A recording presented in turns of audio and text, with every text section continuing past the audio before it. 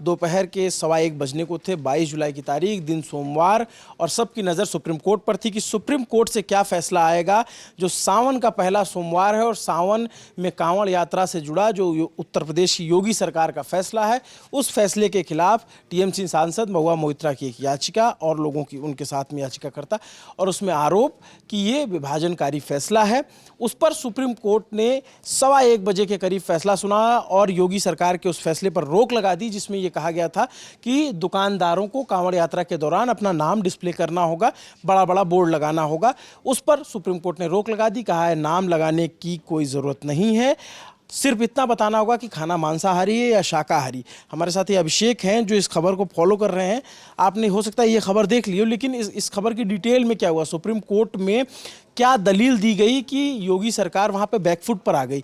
ऐसी क्या दलीलें दी गई कि कौन जज थे जो फैसला सुना रहे थे, किन की तरफ से कौन से वकील पेश हुए, और किन दलीलों के बाद यहाँ पे योगी सरकार का पक्ष कमज़ोर हो गया, जो ये जिस फैसले का लगातार विरोध किया जा रहा था कि ये एक तरीके से बांटने वाला फैसला है। अभिषेक हमारे साथी हैं। अभिषेक, क्या हुआ सुबह से, ज़रा शुरुआत से बताइए, क्या कब याचिका लगी? याचिका ये 20 जुलाई को लगी थी और इसमें तमाम पक्षकार हैं अलग अलग। याचिकाकर्ताओं की बात करें तो एक एनजीओ है, उस एनजीओ ने याचिका लगाई थी, और जैसा अभी हम लोगों ने बताया महुआ मोइत्रा भी याचिकाकर्ताओं में शामिल हैं, और दिल्ली यूनिवर्सिटी के प्रोफेसर हैं अपूर्वानंद, ये भी याचिकाकर्ताओं में शामिल हैं। इसके अलावा इसमें पक्षकार आप जानते हैं, उत्तर प्रदेश सरकार इसमें एक पक्ष है, उत्तराखंड सरकार है, एसएसपी मुजफ्फरनगर, डीजीपी एक पक्षकार हैं। तो ये सभी पक्षों की हमने आपको बात बताई। अब सुनवाई हो कहाँ रही थी, किसकी बेंच में? जस्टिस ऋषिकेश रॉय और जस्टिस एसवीएन भट्टी, इनकी बेंच सुनवाई कर रही थी। आज ये सुनवाई शुरू हुई, तमाम रोचक दलीलें दी गई। याचिकाकर्ताओं की तरफ से वकील पेश हुए थे, अभिषेक मनु सिंघवी, आप जानते ही हैं तमाम बड़े बड़े केसेस में आप उनको देखते सुनते आए उनकी दलीलों को। अभिषेक मनु सिंघवी ने इसमें अपना पक्ष रखा कि एक चिंताजनक स्थिति है, उन्होंने कहा, और इस तरह से एक पहचान क्रिएट की जा रही है, एक आइडेंटिफाई किया जा रहा है, जो अल्पसंख्यक हैं उनकी पहचान अलग करके उनका आर्थिक बहिष्कार करने की ये पूरी एक प्रयास चल रहा है, ऐसा अभिषेक मनु सिंघवी ने कहा। जस्टिस रॉय ने पूछा कि ये चीज़ आई कहाँ से, कोई कटिंग है, कोई ऑर्डर है, कोई स्टेटमेंट है, क्या है? सिंघवी ने कहा कि पहले एक स्टेटमेंट आया था, इस पर जब आक्रोश शुरू हुआ तो फिर तरह तरह अपनी तमाम बयानबाजियाँ आनी शुरू हुई, लेकिन बाद में सरकार ने स्पष्ट कर दिया। सीएमओ का भी आप जानते हैं, तब भी हमने वीडियो करा था कि सीएमओ की तरफ से भी आदेश आ गया था कि इस तरह का आदेश दिया गया है कि लोग अपने पहचान बताएं। इसके बाद आगे बात आगे यहाँ तक बढ़ी कि खानों के साथ कैसे इस पहचान को आप रिलेट कर सकते हैं। तो बात आई कि ग्रामीण इलाकों में तो ये बिल्कुल भी संभव नहीं है। ग्रामीण इलाकों में लोगों के पास अपना लाइसेंस भी नहीं होता है खाने का, तो क्या हम अलग अलग दुकानों पे जाके ये देखें, सबके लाइसेंस चेक करें? वो फिर मसला रोज़गार तक चला जाएगा, क्या लोग कहेंगे हमारे रोज़गार पर ही एक चोट है? इस तरह की बातें उठी। जस्टिस भट्टी ने इसमें कहा, अपने एक अनुभव बताया जो बड़ा रोचक सा भी अनुभव है, हमारे पास लिखा हुआ है, मैं पढ़ के आपको सुनाता हूँ। जस्टिस भट्टी ने कहा कि केरल में एक शाकाहारी होटल था जो हिंदू का था, दूसरा मुस्लिम का था। मैं मुस्लिम वाले शाकाहारी होटल में जाता था क्योंकि उसका मालिक दुबई से आया था और वो साफ़ सफाई के मामलों में बहुत नीट एंड क्लीन वहाँ माहौल रखता था, इंटरनेशनल स्टैंडर्ड्स को फॉलो करता था, इसलिए मैं उसके यहाँ जाता था, ना कि किसी पहचान विशेष की वजह से।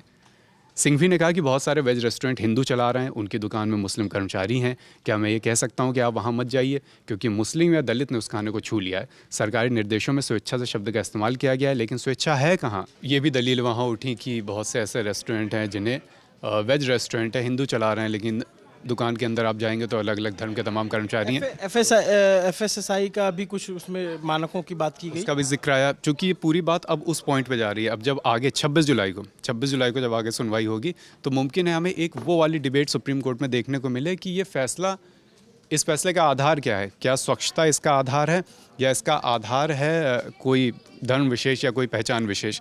इसी सब बातों के रेफरेंस में एफएसएसएआई का भी जिक्र आया, तो उसमें ये बात निकल कर आई कि सुप्रीम कोर्ट ने भी माना कि एफएसएआई के क्या कोई ऐसे मानक हैं जो कहते हैं कि क्या मानक क्या है उसके, किसी खाने वाला जो जगह है, कोई ढाबा है, रेस्टोरेंट है, कोई दुकान है, उसकी पहचान बताने के लिए। तो एफएसएसएआई के नियम कहते हैं कि आपको केवल कैलोरी बतानी है कि आपके खाने में कितनी कैलोरी है, कितना उसमें न्यूट्रिएंट्स हैं, और शाकाहार या मांसाहार का उल्लेख करना है। इसके अलावा कोई पहचान बताने के लिए एफएसएआई के मानक भी नहीं कहते हैं, और इसी आधार पर सुप्रीम कोर्ट ने यह कहा कि आप शाकाहार या मांसाहार बताइए, इसके अलावा किसी पहचान में जाने की फ़िलहाल ज़रूरत नहीं है। लेकिन सबसे बड़ी बात यह है कि दोनों सरकारों, उत्तर प्रदेश और उत्तराखंड, दोनों ही सरकारों को सुप्रीम कोर्ट ने नोटिस जारी करके पूछा है कि आपने ऐसा क्यों किया। इस तरीके ये आप देखेंगे तो सुप्रीम कोर्ट से योगी सरकार को और उत्तराखंड की धामी सरकार दोनों को झटका लगा हुआ है। और ये फैसला आप अगर ध्यान में हो तो सबसे पहले मुजफ्फरनगर में जो एसएसपी हैं अभिषेक सिंह, उन्होंने लागू किया और उसके बाद जो है इसका शोर बढ़ता गया। फिर खुद सीएमओ ने, योगी आदित्यनाथ मुख्यमंत्री के स्तर पर यह फैसला पूरे प्रदेश भर में लागू किया गया, जिसको फॉलो उत्तराखंड की सरकार ने किया। और तभी से मुजफ्फरनगर वाले आदेश के बाद ही से ही सवाल उठना शुरू हो गए थे कि इस तरीके से नाम क्यों लिखवाया जा रहा है, या ठेलों पे, चाय पे। फिर एक कागज़ का टुकड़ा बड़ा तेज़ी से वायरल किया गया जिसमें 2011 के एक नियम का हवाला दिया गया कि प्रोपराइटर का नाम जो है लिखना ज़रूरी है।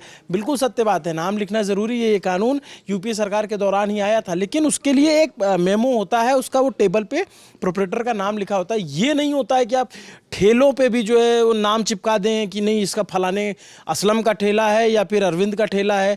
ये चीज़ कभी नहीं कही गई थी उस आदेश में भी। तो ये एक तरीके से दावा उस आदेश को लेकर के किया गया जो कि हमें लगता है वो भ्रामक है। और इस तरीके से जैसे दुकानों पे टी स्टॉल के नाम बदले गए। हमने पिछले दिनों देखा कि एक स्टोरी में वहाँ पे बाबू जी टी स्टॉल करके था, तो उसके ऊपर दबाव बनाया गया कि नहीं जी हटाओ ये जो है। तो फिर बोले कि ये हिंदुओं में आता है, ऐसा उन्होंने आरोप लगाया कि पुलिस ने ऐसा कहा। फिर उसके बाद उस जी को ढक दिया गया। मतलब ये अजीब सा फैसला अपने आप में जो सवाल उठाया जा रहा था। सुप्रीम कोर्ट में भी इस पर सवाल उठा और सुप्रीम कोर्ट ने इसे अंतरिम सुनवाई के दौरान ही इसको पहले ही सुनवाई में रोक दिया। ये ऐसा भी नहीं हो कि 26 जुलाई को सुनेंगे तो फिर आगे आज ही रोक दिया। और उसमें जब आरोप लगाए तो हमें देखने को मिला कि वहाँ आकाश शर्मा नाम के कर्मचारी काम करते थे। उन्होंने बताया कि यहाँ सारे हिंदू काम करते हैं, लेकिन जब से ये फैसला हो गया है। और सबसे आश्चर्यजनक चीज़ ये थी कि बाबू जो थे, जिनकी दुकान थी, उनका आधार कार्ड दिखाया। बोले कि पुलिस वाले कह रहे हैं कि नहीं इसमें नाम क्या कि खान या मोहम्मद लगाओ, जबकि उनका नाम ही आधार कार्ड में बाबू था। तो ये भी सुप्रीम कोर्ट ने आज बोल दिया कि देखिए एक बहुत थिन लाइन है, खाने की पहचान बताना और खाना बनाने वाले की पहचान बताना। खाने की पहचान बताना वो एक साफ़ सफाई या मानकों के तौर के तहत आ सकता है कि आप बताइए शाकाहारी है, मांसाहारी है, आप बताइए इसमें कितनी कैलोरी है, ये सब। लेकिन बनाने वाले की पहचान बताना वो एक अलग चीज़ है। और इसी में जो आपने लाइसेंस की बात की, वो लाइसेंस की बात जब सुप्रीम कोर्ट में उठी तो भी अभिषेक मनु सिंघवी ने भी कहा कि हमें ग्रामीण इलाकों का भी सोचना पड़ेगा, जहाँ लाइसेंस तमाम दुकानदारों के पास है ही नहीं। तो फिर या तो हम उनसे जा के दुकान लाइसेंस मांगे, वो संभव नहीं है। तो ये सारी बातें आज उठी हैं और हो सकता है 26 जुलाई को हमें विस्तार से इस पर और चर्चा सुनने को मिले। अच्छा, सिंघवी ने ये भी आरोप लगाया है उत्तर प्रदेश शासन पर कि ये एक आर्थिक बहिष्कार की बात की जा रही है, जिसको लेकर के उन्होंने फिर जस्टिस रॉय ने पूछा भी कि इसकी कोई प्रेस कटिंग है या ऑर्डर है। उनको नहीं पता था, इसको लेकर के उन्होंने पूछा। अब आरोप ये लगाया जा रहा था कि जो मुहिम व्हाट्सएप पर बीते कुछ दिनों या कुछ महीनों या कुछ सालों से चलाई जा रही थी, उसका सरकारीकरण किया जा रहा है। इस तरीके के आरोप लगाए गए। अब इन आरोपों पे सरकार जवाब देगी, क्योंकि नोटिस जारी हुआ है। नोटिस जारी हुआ है तो दोनों ही सरकारों को अपना पक्ष सुप्रीम कोर्ट में जा कर के रखना होगा। 26 जुलाई की सुनवाई पे हमारी नज़र रहेगी। लेकिन आज की जुलाई से एक बात, आज 22 जुलाई के फैसले से एक बात साफ है, इसमें सीधे सीधे योगी आदित्यनाथ की सरकार को झटका लगा है, पुष्कर सिंह धामी सरकार को झटका लगा है। और ये झटका सिर्फ किसी अधिकारियों के फैसले पर नहीं लगा है, क्योंकि ये फैसला अधिकारी लेवल पर नहीं आया, ये फैसला शासन और प्रदेश के सीएम लेवल पे आया है। तो सीधे सीधे उनके फैसलों पर झटका माना जा रहा है। अब इस पे आगे क्या होता है, क्या जवाब देंगे, उस पर हमारी नज़र बनी रहेगी। नमस्ते, मेरा नाम अभिनव है, मेरे साथी अभिषेक हैं। हम लोग आपको ये खबर दे रहे थे। आपको इसकी ये जानकारी कैसी लगी कमेंट करके ज़रूर बताइए। देखते रहिए दी ललन टॉप। शुक्रिया।